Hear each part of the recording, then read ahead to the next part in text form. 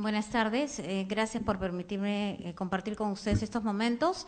Le comentaba al doctor que en realidad me reencuentro aquí con una cierta nostalgia porque cuando yo era estudiante lo que yo deseaba era ser juez, ¿no? Y unirme a la labor que ustedes hacen desde los diferentes escenarios de este poder del Estado. Circunstancialmente no pude lograr este deseo, pero de alguna manera me he reencontrado con esto a partir de esta labor que vengo haciendo hace años desde la administración pública, que es efectivamente el ejercicio de la función de supervisión, fiscalización y aplicación de sanciones, donde ustedes evidentemente se darán cuenta que de lo que se trata es de identificar infracciones y eventualmente ejercer la potestad sancionadora, ¿no? Entonces, como les decía, en este trabajo me siento muy a gusto, siento que es mi vocación y creo que hay mucho del lado del Estado por hacer aún en esos escenarios, ¿no? Para empezar, quería hacerles un comentario sobre la exégesis del área en la que yo estoy. Indecopi, desde su creación, un poco que se concentraba en resolver aquellas denuncias que los particulares le formulan o le plantean, ¿no? Cuando uno tiene algún problema, ya es de cualquier tipo, ya sea con el banco con el que trabaja, con la compañía de seguros que lo asiste, con Ripley cuando se compra algún artefacto, en fin, ese tipo de situaciones, ¿no?, en las que se generan algún conflicto, son aquellas en las que Indecopi se había concentrado, es decir, resolver aquellas insatisfacciones de los consumidores que se acercaban a Indecopi a trasladar sus reclamos o denuncias. A partir de esta gestión, desde concretamente marzo del año pasado, se crea la Gerencia de Supervisión y Fiscalización. ¿Y cuál es el objetivo de esta gerencia? No esperar que los consumidores vengan con sus denuncias, sino realizar una labor de investigación de aquellos temas que detrás podrían ameritar sanciones y que los afectados no necesariamente acuden a Indecopi o se enteran de que están siendo, digamos, afectados en sus derechos. Entonces, hay una nueva, digamos, refuerzo de esta labor de oficio que se realiza a través de la gerencia. Y la primera pregunta que nos hacemos cuando tenemos tantas normas que supervisar, ¿no? Como ustedes comprenderán, alrededor del tema de protección al consumidor, publicidad engañosa, hay N cantidad de normas que podrían ser vulneradas, es cómo definimos qué cosas supervisamos y qué no, ¿no? Es imposible, con los recursos que tiene el Estado, pretender poder supervisar todo de todo, ¿no es cierto? Entonces, una primera responsabilidad que tiene la gerencia es determinar qué cosa es lo que en dónde va a intervenir, ¿no? Porque además ustedes se imaginarán que la intervención del supervisor, como lo es de cualquier autoridad, afecta la actividad empresarial, ¿no? Si nosotros supervisamos un restaurante, no necesariamente el dueño del restaurante está interesado o tiene tiempo para atendernos. Entonces hay que ser muy selectivos a quienes realmente vamos a visitar con esta forma de invasión que tiene la autoridad de indagar dentro de estos negocios, ¿no? Entonces, lo primero que hemos hecho es identificar dos ejes a partir de lo cual supervisamos. El primero es, como ven acá ustedes, el que denominamos análisis de riesgo. ¿A qué denominamos análisis de riesgo? Es la tarea que hacemos para tratar de identificar en qué sectores de la actividad empresarial o económica está habiendo problemas. Una primera tarea es identificar dónde hay más reclamos. Donde hay más reclamos y denuncias es donde evidentemente la autoridad tiene que poner el ojo, ¿no es cierto? ¿Por qué hay tantos reclamos en tal sector o respecto a tal tema? Algo debe estar pasando. Otro tema es analizar cuáles son los agentes que realmente tienen representación en el mercado. Es decir, identificado que, por ejemplo, hay problemas a nivel de bancos, ¿no? Muchos reclamos a nivel en bancos. La tarea es identificar a qué bancos vamos a acudir, ¿no? Solamente concentrarnos quizás en los que tengan mayor número de clientes, que es lo que mayor impacto va a tener, ¿no? Y otro tema derivado de lo que significa análisis de riesgo es aquellas actividades que denominamos estacionales. Cuando, por ejemplo, estamos en la época del Día de la Madre, Día del Padre, Navidad, el incremento de las ofertas es en un 30%. Hay empresas que ofrecen sus productos al mercado con rebajas, entre comillas, y en un se incrementa la oferta en un 30%. Eso quiere decir que evidentemente en esa época del año es cuando más posibilidades hay de que los consumidores se vean afectados, como por ejemplo con publicidad engañosa. Entonces, un primer eje para determinar qué supervisamos es lo que denominamos análisis de riesgo. Pero también identificamos a nivel particular de Indecopi otro gran rubro de temas que deberían ser objeto de supervisión. Y son los que conocemos como aquellos que están vinculados al fortalecimiento del principio de autoridad. ¿A qué llamamos los temas vinculados al fortalecimiento del principio de autoridad? Hay algunas iniciativas que son bandera del Indecopi. Uno de ellos es libro de reclamaciones, ¿no es cierto? Cuando alguien va a algún establecimiento y se da cuenta que el libro de reclamaciones no está o no se lo quieren dar, etcétera, etcétera, lo primero que piensa es dónde está Indecopi, ¿no? Porque asocia el tema del libro de reclamaciones con Indecopi. De la misma manera, lo que nosotros tenemos como una iniciativa puesta a disposición de los consumidores es el registro Gracias No Insistas, ¿no? ¿Saben qué cosa es el Gracias No Insistan? Que es este registro en el que cuando nosotros no queremos recibir publicidad a través de nuestros correos o nuestros teléfonos, registramos nuestros números en esta base de datos y aquellos que mandan publicidad masiva deben hacer un chequeo de estos listados para abstenerse de enviarnos ese tipo de publicidad. Si alguien, a pesar de estar inscrito, recibe la publicidad, quien no está haciendo bien su trabajo es Indecopi, que no está chequeando que realmente los proveedores utilicen como es debido y cumplan esta norma como es debido. Otro tema es la verificación del cumplimiento de medidas administrativas.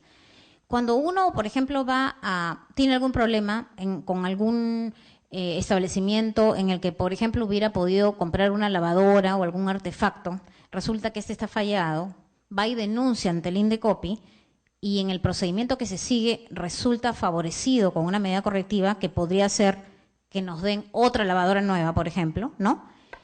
El tema es que lo que nosotros hacíamos hasta hace un tiempo es esperar que el propio denunciante, ante la evidencia de que la empresa no cumple con entregarnos la lavadora, tiene que volver a denunciar ante Indecopi el incumplimiento de la medida correctiva, ¿no?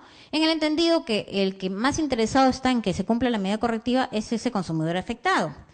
Pero a veces, en la medida correctiva, hay unos extremos que son de obligatoriedad de mayor alcance. Imagínense ustedes en el ejemplo de la lavadora, que no solamente se le diga, dale una lavadora nueva, sino que por lo que se detectó en el procedimiento, es conveniente que esa empresa retire del mercado todas las lavadoras. Entonces, el denunciante, lo único que le va a interesar es que a él le entreguen la lavadora. Pero ¿dónde queda la obligación de la empresa de retirar todas las lavadoras del mercado? Esa es una tarea del propio Indecopi verificarlas. Y hasta antes de la creación de la Gerencia de Supervisión y Fiscalización, eso no se hacía. ¿Cuál es el objeto de verificar el cumplimiento de estas medidas correctivas de alcance general? Primero, que se cumpla lo dispuesto por la autoridad y, a partir de ello, el fortalecimiento del principio de autoridad, ¿no es cierto? Otro tema que asociamos al tema de fortalecimiento del principio de autoridad es la identificación de casos de resistencia a la autoridad. En materia de derechos de autor, normalmente, la autoridad actúa por impulso de la parte, es decir, la parte, cuando es marca, es la que acude al Indecopi y dice, chequea en este local porque creo que, por ejemplo, están usando software sin licencia, ¿no? Entonces, en esos casos, a veces la empresa simple y sencillamente no nos permite ingresar, ¿no? Pero antes se tenía la idea que como era un procedimiento impulsado por la parte, simplemente el procedimiento quedaba en eso, ¿no? Pero evidentemente hay un debilitamiento del principio de autoridad.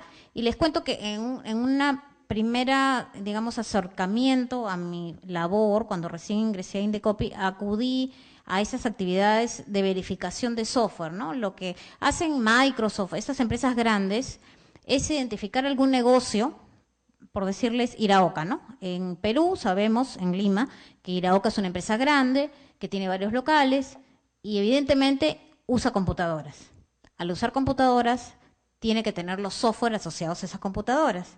Entonces, lo que hace Microsoft es identificar si alguna factura a nombre de Iraoka hay que justifique que efectivamente esta empresa utilice, porque presumiblemente utiliza, software asociados a su marca, ¿no? Entonces, si no encuentra que Iraoka compró. Esto es un ejemplo ficticio porque no ha ocurrido en la realidad, pero es así como trabaja esta empresa, y todas las demás identifican en su base de datos si esta empresa ha adquirido software, y si no, es casi seguro que nosotros vamos y vamos a detectar que en las computadoras no hay licencias válidamente adquiridas, ¿no? Entonces, en una ocasión fuimos a una empresa de automotriz, venta de vehículos, eran 3 locales que se visitaron simultáneamente, yo fui a uno de ellos y simplemente no nos dejaron entrar, ¿no? Entonces, y yo dije, bueno, me sorprendí, dije, bueno, acá la multa, ¿cuánto le vamos a poner y cuándo volvemos a venir, ¿no? Porque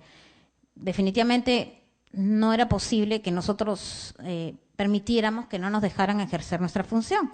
Y lo que me dijeron es que, bueno, no, como viene con un pedido detrás de la empresa tiene que volver a pagar para que nosotros volvamos a venir, ¿no? Pero a mí me queda clarísimo que todos los trabajadores de esa empresa y todos los clientes que estaban sentados en ese momento ahí, lo que estaban percibiendo es que Indecopi no le dejaron entrar y que Indecopi se fue con las manos vacías, con lo cual, ¿qué pueden pensar de la autoridad? Entonces, era un poco cambiarles el chip y decirle, no, si a ti te están diciendo no, no entres, tenemos que hacer todo lo que sea en nuestras manos para hacer prevalecer el principio de autoridad, ¿no? Entonces, nuestro interés en esos temas de resistencia a la autoridad también pasa por el tema del eje de fortalecimiento del principio de autoridad. Entonces, un poco resumiéndoles, el tema de cómo supervisamos, qué supervisamos, tiene ese enfoque, ¿no? Análisis de riesgo para ver realmente qué cosa es lo que vale la pena entrar y asignar los recursos escasos que tenemos como toda entidad, y el fortalecimiento del principio de autoridad en iniciativas propias del Indecopi, pero además en esos temas de medidas correctivas y resistencia a la autoridad. Un poco para que se den una idea de, en lo que se refiere a análisis de riesgo, en donde trabajamos, quizás no se ve bien ahí, pero esta, digamos, es el cuadro que representa los temas más reclamados dentro del Indecopi, ¿no? O sea, es decir, en aquellos temas que las personas más acuden a presentar denuncias. Estos son los top 10 de los más reclamados. Empieza por el financiero, ¿no? Está inmobiliarias, está educación, está seguros, está telecomunicaciones, solo por el tema de equipos, ¿no? Y es cómo medimos nosotras nuestra labor, que efectivamente las supervisiones que hagamos sean equivalentes en porcentaje de la participación de lo que esto nos está mostrando, ¿no? Es decir, si el más reclamado es bancos, a mayor número de supervisiones debe ir dirigida a ese sector, ¿no? Y así sucesivamente. Otra de las cosas que hemos logrado a través de la creación de la Gerencia de Supervisión y Fiscalización es hacer un trabajo a nivel nacional, ¿no? Porque ustedes ya deben saber, de acuerdo a las presentaciones que han tenido con anterioridad, que el Indecopi, si bien tiene una sede principal en Lima, tiene comisiones de protección al consumidor a nivel al interior del país, en las zonas de manera descentralizada, porque esas comisiones resuelven también sus propios casos. En total son como 14 comisiones de protección al consumidor a nivel nacional. Entonces lo que venía sucediendo es que cada oficina descentralizada, al final de cuentas decidía qué supervisaba, ¿no? Cada una decidía qué cosa es lo que consideraba pertinente supervisar. De hecho, lo sigue haciendo porque la problemática quizás, por ejemplo, en el Cusco sea hoteles, ¿no? Y en cambio en algún otro lugar del país el problema sea otro. Pero hay temas transversales. Y en ese sentido nosotros estamos tomando liderazgo para organizar a nivel nacional a todas las oficinas para hacer campañas cuando así se meriten a nivel nacional, ¿no? En este caso, estos son los resultados de la campaña escolar 2013, en la que hemos supervisado a más de 1.600 colegios a nivel nacional, utilizando las mismas actas, los mismos criterios, ¿no? Y ha tenido un efecto en cuanto a detección de infracciones bien alto, es casi el 75% hemos identificado infracciones y justamente estamos ya en proceso de sancionar alrededor de eso. Entonces es diferente, digamos, la óptica a partir de esta labor de la creación de la gerencia, de trabajar en forma coordinada a nivel nacional, ¿no?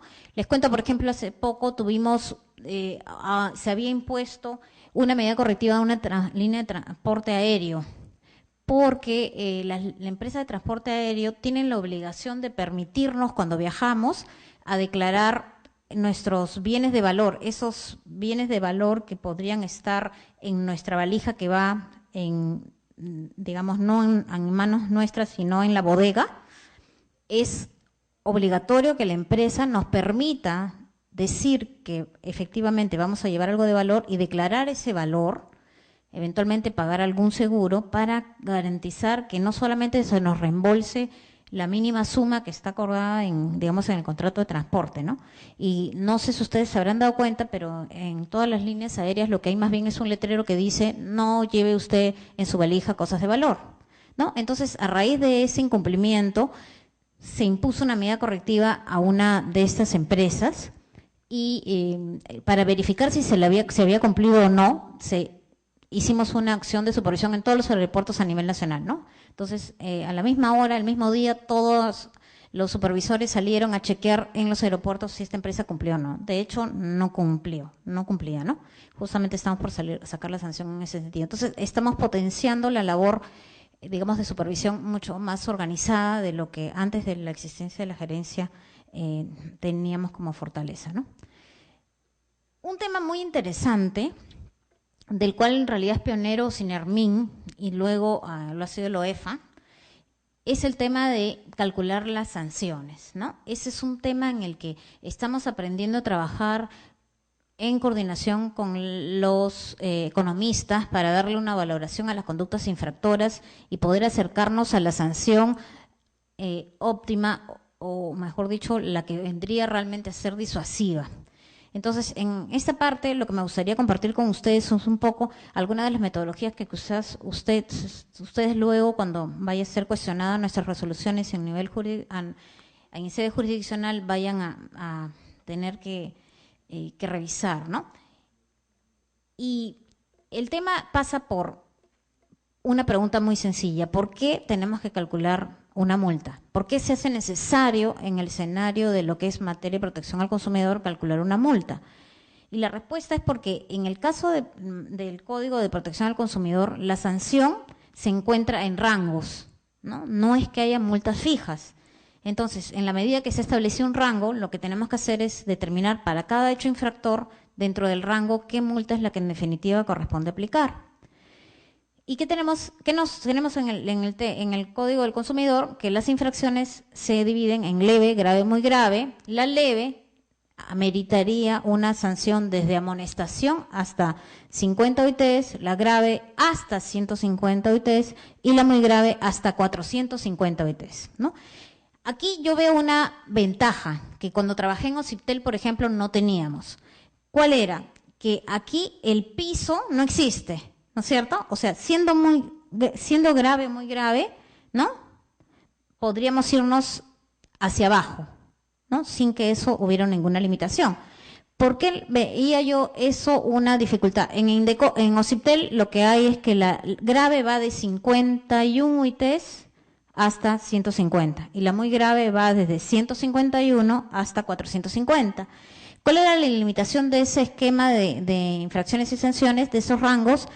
Que cuando el mercado es heterogéneo, es decir, los agentes del mercado son diferentes en tamaño, en facturación, no necesariamente resulta siendo lo justo, lo pertinente, a pesar de que la infracción sea grave, de sancionar con 51 ITs, ¿no? Entonces, en el mercado de las telecomunicaciones, si bien inmediatamente pensamos en las grandes empresas operadoras de servicios móviles, hay que recordar que también bajo ese mismo régimen están las empresas que prestan servicio de radiodifusión de cable, que pueden ser empresas muy chiquititas, que pueden tener 50 abonados que están ubicadas al interior del país. Entonces, podría efectivamente que cometan una infracción grave, muy grave, pero no resulta siendo razonable imponerles multas, aun cuando fuera la más baja del rango, ¿no es cierto? 51 IT siendo grave y 151 es muy grave. Entonces, esto resultaba efectivamente para mí, que me enfrento ahora a la labor de hacer esos cálculos, más conveniente. Pero, sin embargo, igual surge la duda, ¿no? O sea, ¿hasta qué punto el hecho de que sea grave podría permitirme poner una OIT, ¿no? Entonces, y otra debilidad de este modelo en el código es que las conductas no están previamente calificadas como leve, grave, muy grave. A diferencia de los otros regímenes en el que sabemos que si hay un corte de servicio por ejemplo, en telecomunicaciones, lo que se califica eso es como muy grave, o si hay, digamos, un incumplimiento del estudio de impacto ambiental, también ya está previamente establecido que eso es grave o muy grave. En el Código del Consumidor las conductas no están precalificadas, ¿no? No se sabe, o sea, es decir, y eso también genera una discusión para nosotros los abogados, digamos, especialistas en derecho administrativo sancionador, porque hasta qué punto no se vulnera el principio de tipicidad, ¿no? Porque al final de cuentas, el que va a ser sometido a un procedimiento por una supuesta infracción, solo cuando se le sancione va a saber si la conducta era leve, grave o muy grave, ¿no? Y eso también afecta el otro sentido que los regímenes de infracciones y sanciones deben tener en cuenta, que es el tema de que el infractor hace su cálculo mental, ¿no? Y dice, bueno, si yo cometo esta infracción, voy a recibir tanto de sanción, ¿no? Y eso hace que en definitiva decida si comete la infracción o no. Para ponerles un ejemplo, en el caso de cuando nos pasamos la luz roja y ya sabemos cuánto de multa nos va a llegar, ¿no es cierto? Ya sabemos que más o menos es alrededor de 300 soles, ¿no? Entonces eso nos hace de alguna manera disuadir nuestra conducta y corregirnos, ¿no? Porque ya sabemos que no estamos dispuestos a enfrentarnos a esa posibilidad. Pero imagínense en el que no supiéramos, ¿no? Que no supiéramos que son 300 soles, que no supiéramos, que pensáramos que es de amonestación a 450 UTs. No termina contribuyendo a lo que debería ser un régimen de infracciones y sanciones por el solo hecho de existir, es decir, que cause la disuasión por sí sola, ¿no? Acá es, como digo, ¿no? Es un tema a debatir. Por un lado, la afectación al principio de tipicidad, y por otro lado, que la idea de disuadir comportamientos a partir de la claridad de la tabla de infracciones y sanciones que podría corresponder al administrador no contribuye, ¿no? A ello. Entonces, ¿qué cosa es lo que primero que tenemos que hacer? ¿No es cierto? Primero es, ¿cómo explico la escala? ¿Primero califico o primero calculo? ¿No? ¿Qué cosa es lo que nos toca hacer primero? Primero, para poder ubicarnos en los rangos, tenemos que calificar, ¿no es cierto? Entonces, la primera tarea que hay que hacer ya en el escenario del cálculo de la sanción, asumiendo que ya hemos pasado por todo el procedimiento sancionador, es determinar si la conducta va a ser leve, grave o muy grave. Entonces, una vez que nosotros identificamos cuál va a ser la categoría a la infracción le vamos a atribuir, es cuando nos correspondería hacer el cálculo, como les digo, ya sea dependiendo de lo que califiquemos, hasta 50 OIT, 150 o 450 OIT, ¿no? En el caso del libro de reclamaciones, ¿ustedes cómo calificarían los incumplimientos vinculados al libro de reclamaciones? ¿Como leve, grave o muy grave? Ustedes saben que el libro de reclamaciones es la herramienta que, primero, la obligación asociada ahí es tener el aviso, tener el libro, ¿no? Responder en 30 días la respuesta al consumidor. Fundamentalmente son a la fecha esas tres obligaciones, ¿no? Entonces, la primera tarea es determinar esto. En el escenario en el que les hablo de una labor de sanción descentralizada, que bien puede ser una fortaleza desde el punto de vista desde el que evidentemente de poder llegar con mayor cercanía y rapidez a los consumidores que se ven afectados en sus derechos, también tiene intrínseca una debilidad, y es que cada comisión es independiente para decidir cómo resuelve. Entonces, en el tema del libro nos hemos encontrado con esas diferencias. Algunas comisiones al interior del país han considerado que las conductas del libro son leves, otras graves, ¿no? Algunos han sancionado con amonestación, el otro con 5 ITs, en fin. Entonces, eso nos ha obligado a hacer una metodología de cálculo de multas particular, especial para el tema de libros, y en lo que se refiere a lo que es la graduación, lo que hicimos en la metodología fue hacer lo que se denomina, utilizar una metodología de consulta a expertos, ¿no? Se consultaron a las diferentes comisiones que resuelven el tema de libros para que califiquen cada una de estas conductas infractoras, cuál era el peso que le daban. El resultado de la encuesta fue que todas las infracciones asociadas al libro son leves, es decir, van de amonestación a 50 OITs, ¿no? Entonces, eso está incorporado en este decreto supremo que, como le comentaba el doctor, próximamente debe estar publicándose en el peruano, y que corrige algunas imperfecciones de la norma vigente y que esperamos también contiene unas herramientas bien interesantes de supervisión, pero que quizás más adelante, si les interesa, le puedo comentar. Entonces, como le decía, la primera tarea para calcular multas es primero determinar si la conducta es leve, grave o muy grave, porque eso no viene señalado previamente por la norma en materia de protección al consumidor. Ahora, una vez determinado cuál es el grado de lesividad que tiene la conducta, leve, grave o muy grave, ¿cuáles son los criterios que tenemos que considerar para graduar la sanción? Para empezar, tenemos que el artículo 230 de la ley 27444 establece que lo primero que hay que tener en cuenta es que la comisión de la infracción no sea más beneficiosa para el administrado que la sanción, ¿no es cierto? Ese es el primer tema, ¿no? O sea, que no le convenga, o sea, la sanción no puede ser tan pequeña que le resulte más conveniente al administrado incurrir en la infracción, ¿no? Y entonces, ¿esto a qué está vinculado? Al tema de la disuasión. La disuasión, ¿qué cosa es la disuasión? La disuasión es entendida como la respuesta de la administración frente a la conducta infractora, ¿no? Representada por la multa, por la sanción, ¿no? Que desaconseja al proveedor la comisión de la conducta infractora, ¿no es cierto? Entonces, en la medida que la sanción resulte realmente desincentivadora, es que estamos ante una multa que llamaremos disuasiva, ¿no? Para disuadir una conducta, ¿qué cosa es lo que debe hacer la autoridad? En primer lugar, tiene que poder detectar la infracción, ¿no es cierto?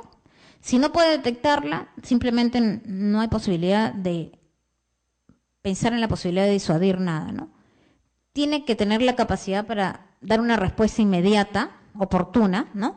Es diferente, pues, que nosotros nos pasemos la luz roja y que la multa nos llegue de acá a 3 años, a que ahora, como sucede, que prácticamente me paso la luz roja y llego a mi casa y ya está la multa, ¿no es cierto? Ya nos la notificaron, el efecto es completamente distinto. Entonces, acá no siquiera hemos llegado a la sanción, ¿eh? Acá simplemente estamos en el escenario de la actuación rápida, que ya solo ese hecho ya nos hace inhibirnos de cometer la conducta infractora, ¿no? La respuesta inmediata, como les digo, para que debe incluir una sanción, ¿no es cierto? Si el administrado percibe esto, es que realmente estamos ante una actuación de la administración que contribuye a la disuasión de las conductas infractoras. En lo que se refiere a la sanción propiamente dicha, hay sanciones no pecuniarias, como la amonestación, pero que está asociada en el régimen de infracciones y sanciones del Código solo a la multa leve, y la pecuniaria, ¿no? Que es aquella que afecta, ¿qué cosa? El bolsillo, ¿no? La sanción pecuniaria es la que afecta el bolsillo. Cuando ya vamos a entrar a lo que se refiere al cálculo de multa, ¿qué cosa es lo que tenemos que tener en cuenta cuando calculamos una multa? Primero, que tiene que ser un castigo. Si no es castigo, ¿no? No estamos hablando ante una sanción. Por eso incluso doctrinariamente se discute si la amonestación, eso no es un castigo, ¿no? ¿Es un castigo la amonestación? ¿O simplemente es así una tarjeta amarilla, ¿no? Eso es un tema, pero sin embargo el código lo considera efectivamente una sanción. Ahora, quizás en el sistema de protección al consumidor sí podríamos asimilar una sanción. ¿Por qué? Porque el INDECOPI cuenta con una herramienta que se llama Mira a quién le compras. En el Mira a quién le compras está todo el ranking de todas las empresas que han sido sancionadas, incluso con amonestación.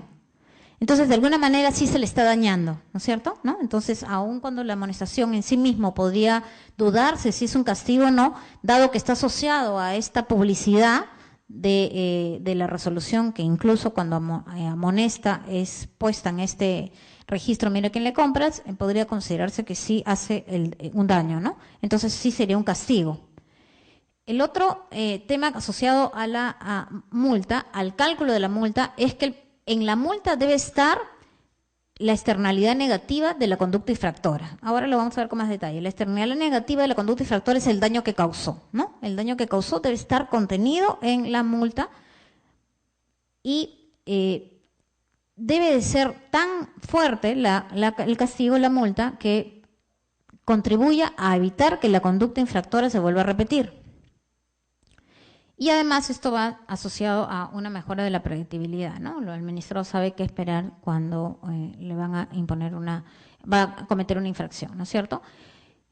Ahora, ¿cuáles son los criterios de gradualidad que establece el código, ¿no? El código establece como primer factor de gradualidad el beneficio ilícito obtenido por el proveedor. El segundo es la probabilidad de detección.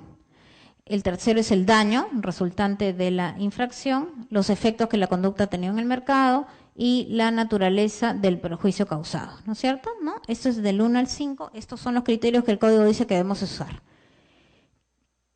Otros criterios que la autoridad decida. ¿Qué dice la ley 27444? La ley 27444 tiene una particularidad. Primero, que dice que los criterios de gradualidad, ¿no?, deben ser aplicados en orden de prelación. ¿Qué significa en orden de prelación? Que el primero es de mayor peso, ¿no es cierto?, que el último. Y el orden es algo distinto a lo que establece el código.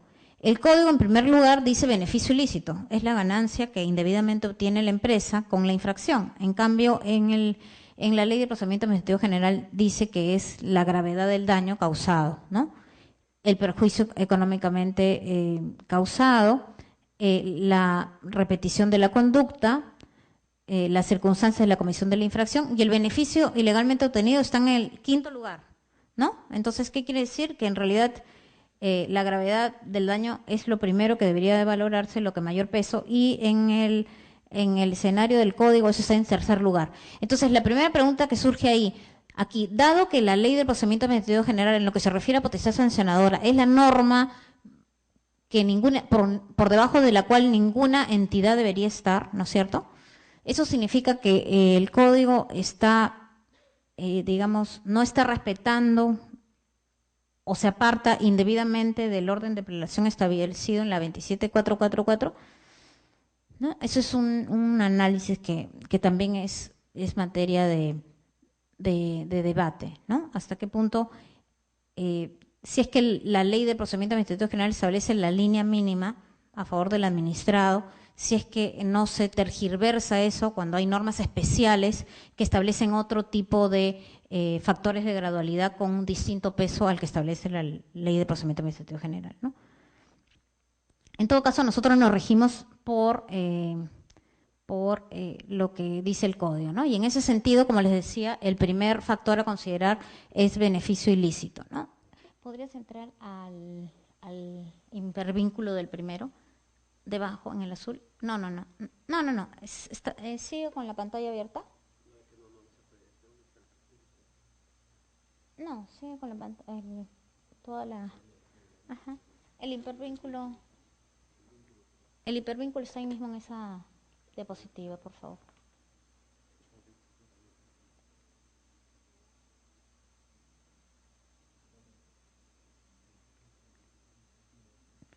Sí, avanza con la diapositiva, a pantalla completa. Uh-huh. Sí, avanza, por favor. Sí, avanza. Avanza. Uh-huh. Avanza. Sigue. Ajá, sigue. Uh-huh. Sigue.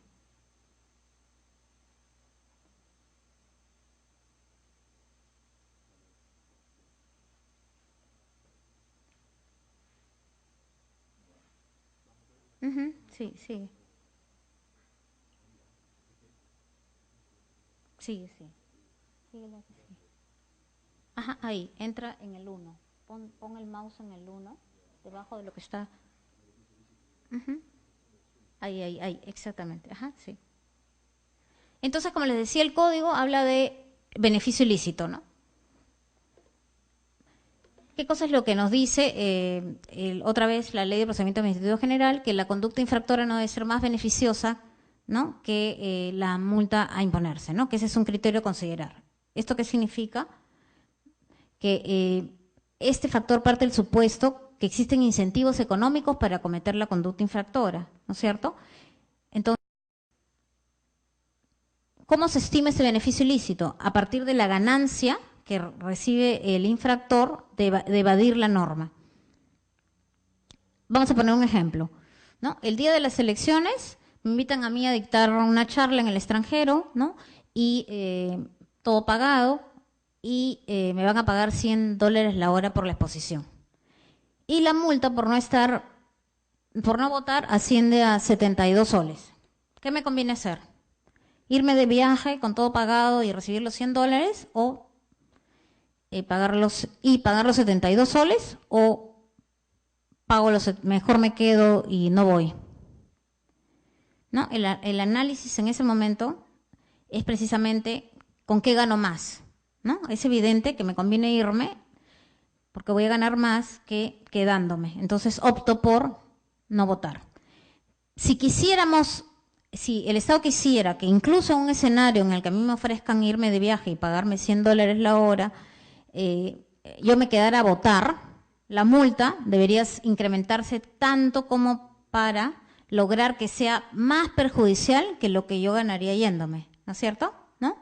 Entonces, esa es la manera como debemos de calcular el beneficio para el momento de la multa, ¿no? La multa debe contener un monto mayor que lo que la persona ganó al infringir, ¿no?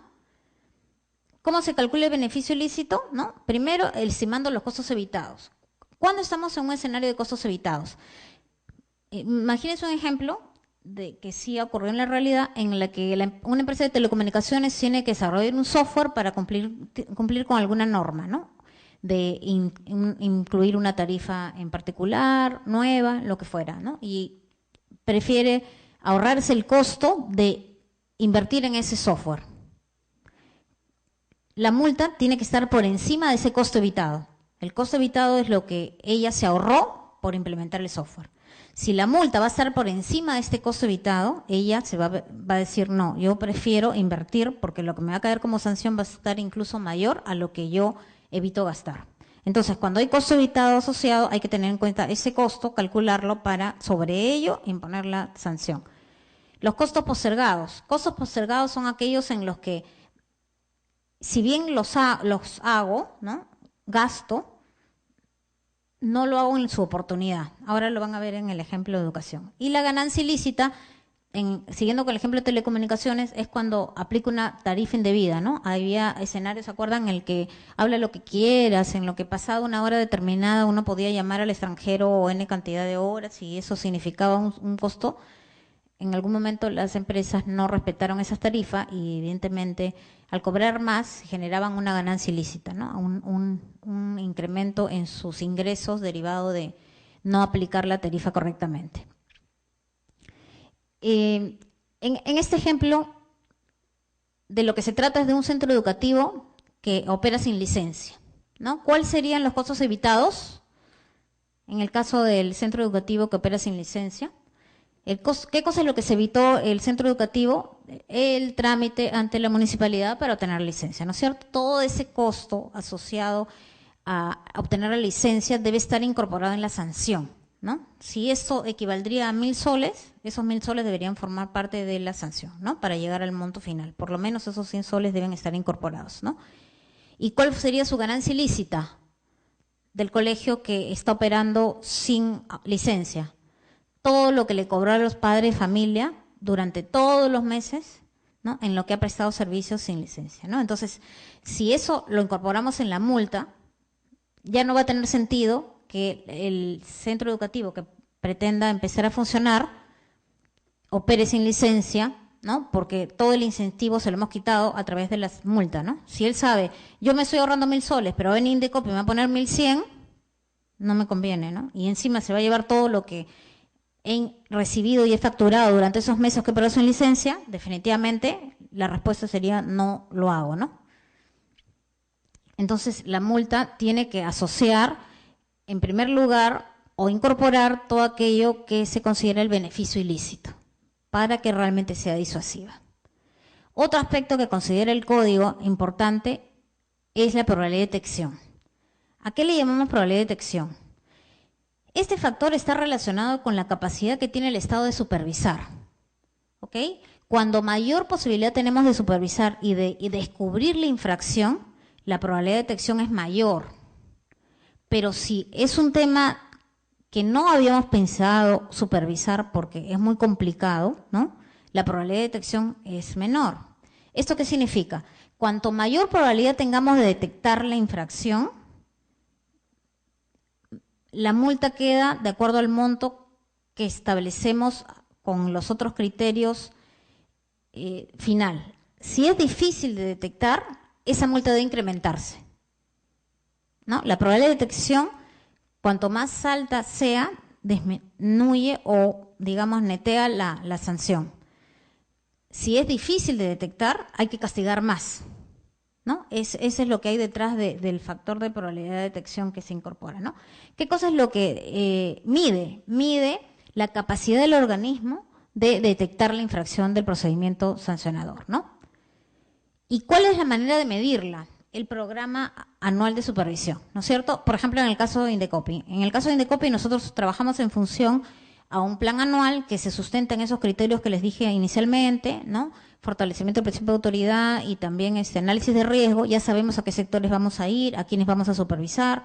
Entonces, ahí la probabilidad de detección es alta, ¿no es cierto? Entonces, en realidad no se encarece la multa si es que se detecta infracción. En cambio, si descubrimos que hay algún hecho infractor por alguna noticia o en cualquier otro escenario en lo que nosotros no habíamos considerado supervisar, en el que la probabilidad de detección era baja, en realidad ahí es cuando castigamos con mayor motivo. ¿Por qué? Porque el proveedor, ¿no?, se ha dado cuenta y ha dicho, no, la gerencia de supervisión y fiscalización se va a enfocar en supervisar bancos y seguros, con lo cual a mí no me va a encontrar. Entonces, yo voy a cometer la conducta infractora. Entonces, a ese se le castiga más, ¿no?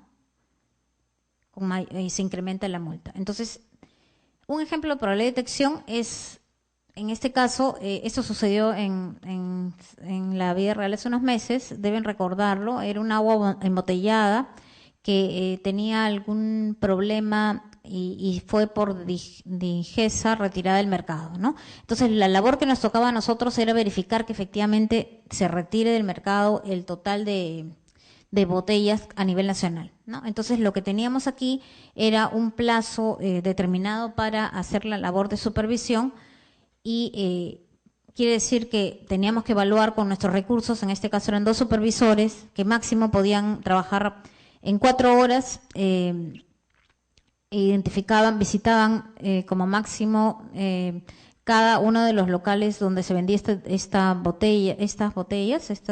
agua embotellada, y el total de distribuidores era 40. Entonces, haciendo una operación, ¿no?, en este caso, estimando el número de agentes que estaban abocados a esta tarea, y el número de agentes en el mercado, de aquellos que distribuían ese tipo de botellas, teníamos un indicador que era lo que nos decía qué tan alto o bajo era la probabilidad de detección, ¿no? Y el tercer factor es el daño, ¿no? Como recordarán, en la Ley de Procedimiento Administrativo General está en primer lugar y con, se supone, mayor peso. En este caso está en tercer lugar. Entonces, lo que hacemos para el cálculo del daño es tratar de que el administrado interiorice a través de la multa aquello que generó con su conducta infractora, ¿no es cierto? Entonces, por un lado, lo que ganaste indebidamente, si es que hay ganancia, hay escenarios en los que no hay ganancia, por ejemplo, cuando se desbarranca un micro en la carretera, ¿no? Eso evidentemente no hay una ganancia o sea, no siempre funciona el tema de la ganancia y eso lo vamos a ver después, pero en el caso del daño es, además de la eventual ganancia, es asociar el daño causado, ¿no? ¿Qué cosa es lo que causó la conducta infractora? ¿Y cómo se calcula el daño? Económicamente hay metodologías para calcular todo tipo de daño, ¿no? En principio, si este daño es material, es posible que a través del cálculo de la infraestructura afectada, incluso el medio ambiente afectado, los recursos naturales que se pueden ver afectados, puedan ser valorados económicamente. Existen técnicas de valoración económica para todos los temas en realidad, ¿no? Y los derechos, incluso, por ejemplo, el derecho a reclamar, ¿no?, ha sido objeto de valoración por nuestra parte para poder determinar las multas homogéneas en el caso de libre reclamaciones, ¿no?, que son todo, como les digo, unas fórmulas económicas que parten de muchas veces supuestos, pero que nos sirven para aproximarnos al daño. Y adicionalmente al daño, el código establece factores de gradualidad, ¿no? Como, en el caso del código, además del punto, del punto 1, 2 y 3 que hemos visto hasta ahora, ¿no?, los efectos de la conducta infractora que puede haber generado en el mercado, eso lo asociamos a daño. Es decir, no lo vamos a desarrollar porque ya cuando hablamos de daño, estamos hablando de los efectos que la conducta infractora ha causado en el mercado. La naturaleza del perjuicio causado igualmente está asociado al daño y bueno, otros criterios normalmente no los utiliza el órgano resolutor, ¿no? Una vez determinada la multa, en función a beneficio, probabilidad de detección y daño, lo que tenemos son los factores agravantes y atenuantes que también los establece el código, que como saben o incrementan la sanción o la disminuyen, ¿no? Un escenario de disminución está asociado a la corrección de la conducta antes del inicio del procedimiento sancionador, eso amerita un beneficio a favor del infractor, de rebaja de la sanción, y un agravante puede ser que incluso iniciado el procedimiento sancionador persista en la conducta infractora, ¿no? Esa es la lista del código de los supuestos en los que estamos ante agravantes y atenuantes, ¿no? ¿Cuál es la metodología de cálculo de multa del INDECOPI? Según la Gerencia de Estudios Económicos, tenemos dos formas de calcularla. Una es considerando como principal factor el beneficio obtenido, que es la fórmula de arriba, y la otra es el daño, ¿no? ¿Cuándo optamos por una y por la otra? Cuando el beneficio es mayor que el daño, optamos por calcular en función a beneficio. Cuando el daño es mayor que el beneficio, optamos por calcular beneficio. ¿Y esto por qué? Porque, como hemos dicho, la sanción le tiene que doler al administrado. Y para que le duela hay que afectarlo por el lado más gravoso, ¿no? Si el daño es mayor, optamos por daño. Si el beneficio es mayor, optamos por beneficio. Acuérdense del ejemplo que les digo de la empresa de transporte que se desbarranca su bus, ¿no? La empresa en realidad, en lo que se ahorra ahí es la capacitación de, digamos, contar con otro chofer de reemplazo, ¿no? Hace trabajar demasiadas horas a sus choferes y eso podría haber generado el accidente y la muerte de las personas dentro del bus, ¿no? Pero si vamos a asociar la multa solamente al costo evitado de tener otro chofer, no sé cuánto podría ser al día eso, ¿no? Es mucho menor de lo que significa el daño causado que está asociado a la vida de los pasajeros, ¿no es cierto? Entonces, en ese caso, ¿qué debemos castigar? ¿Cómo debemos castigar? ¿En función a lo que se ahorró por el chofer de reemplazo o en función a la vida que se perdió a partir de esa negligencia, ¿no? Para que le duele en realidad al proveedor, en este caso al dueño de la empresa de transportes, evidentemente tenemos que optar por lo más gravoso, que en este caso es el daño, ¿no? Entonces, la metodología lo que permite es optar entre uno y otro, ¿no es cierto? Acá hay un ejemplo bien chiquito que le quería contar de cómo se venía trabajando en el tema de obstaculización. Miren, acá, esta es una empresa, bueno, hemos bloqueado los nombres, que fue visitada, como les dije, por el tema de software ilegal, ¿no es cierto? ¿No? La multa impuesta en promedio en estos casos, según la norma, esta la 807, que es la que regula esos temas, la multa máxima es 50 UITs. ¿Cuál es la multa en promedio que pone Indecopi? 5 UITs. 5 UITs, ¿no es cierto? Por obstaculización a la acción de supervisión. Es decir, no nos dejaron ingresar al local para ver si efectivamente tenían software ilegal. Si hacemos un análisis, y la sala confirma, ¿no? Confirmó la sanción de la multa de 5 ITs, ¿no? Y destaca que la multa debe ser desincentivadora de la conducta, etcétera, etcétera. Pero si hacemos un análisis, que es lo que empezamos a trabajar nosotros en la gerencia, de el tamaño de esta empresa en particular, ¿no? Esto se hizo asociado a la empresa, esta empresa de la que les acabo de mencionar, es una empresa X, pero por su tamaño y por su facturación nos permitió hacer ese ejercicio. Una empresa de ese tamaño en el mercado tiene estos tipos de software, ¿no? Unos software que deberían haber alcanzado a la suma de más de $3,000, ¿no es cierto? Entonces, si hacemos la aplicación del beneficio, o sea, ilícito, es decir, la ganancia que es lo que se ahorra, ¿no? En realidad la multa debió ser 19 UITs para que realmente sea disuasiva, ¿no? ¿Cuánto impone de multa el órgano resolutor? 5 ITs en esos casos, porque no está utilizando las herramientas de cálculo adecuadas.